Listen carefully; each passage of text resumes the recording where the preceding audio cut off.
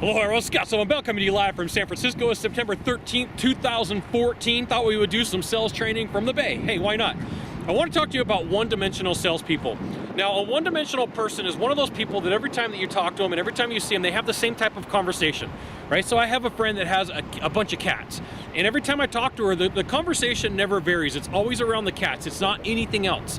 And the problem is with a one-dimensional salesperson, there's not much depth to their conversation. The only thing they know how to do is talk about the product. So if over here somebody's building too much rapport, over here the person is one-dimensional and they don't really have anything that they can talk about.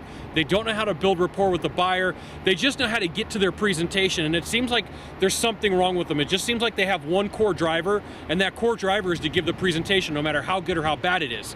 Now, one of the things that happens is that presentation really needs to have a little bit of presentation, a little bit of personal life, a little bit of presentation, a little bit of personal life.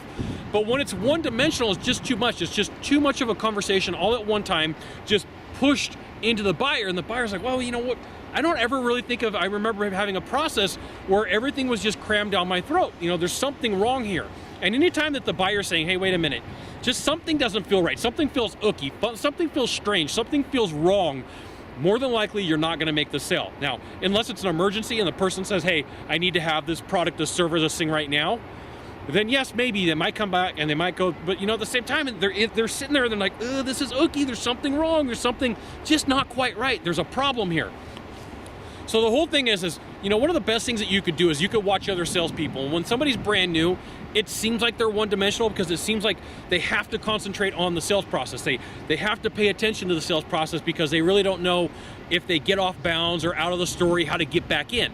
And, you know, sometimes you will see this with brand new salespeople. It just seems like there's a push to go from point A to point Z in the sales process, and there's no stopping. It's just, I'm going to show up and I'm going to give you everything that I can at one time, and once I give it to you, you're going to tell me yes. But the problem is a lot of times the people say no.